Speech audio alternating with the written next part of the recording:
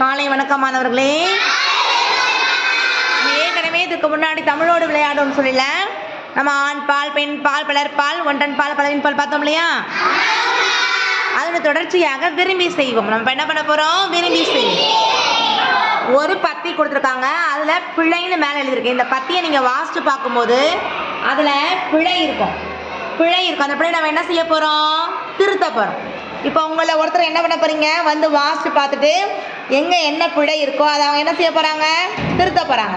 மற்றவங்க என்ன பண்ணணும்? கவனமாக அவங்க என்ன பிழை பண்றாங்கன்றத பார்த்து கவனிக்கணும். அதே போல் நீங்க என்ன செய்யணும்? இன்னொரு பத்தி கொடுப்பேன், அதை நீங்க என்ன செய்யணும்? ஃபில் பண்ணணும். சரி, இப்போ வந்து வாசிப்பதற்காகவும் பிழை திருத்தம் பண்ணவும் ரக்ஷிதா வராங்க. வாங்க ரக்ஷிதா, ரீட் பண்ணுங்க. தன் குஞ்சுகளோடு மரத்தின் கீழ் நின்றன பிழை. நின்று இருந்தன பிழை சரியானது. நின்றிருந்ததே அங்கு நாய் ஒன்று மூச்சிரைக்க ஓடி வந்து நின்றன பிழை.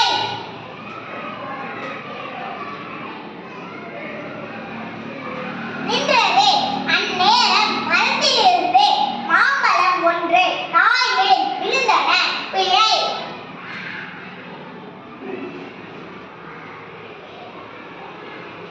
விழுந்ததே பயந்து துள்ளிய நாய் குரைத்துக் கொண்டே குதித்து ஓடின பிழை.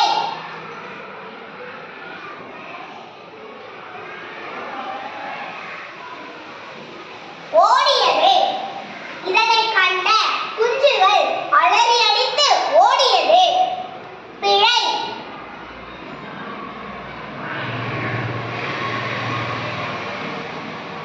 ஓடின தாய்கோழி குஞ்சுகளை காப்பாற்ற இறக்கைகளை அடித்து பறந்தன பிழை.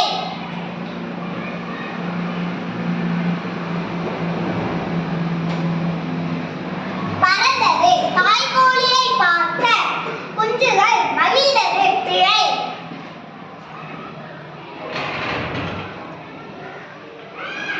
மகிழ்ந்தன.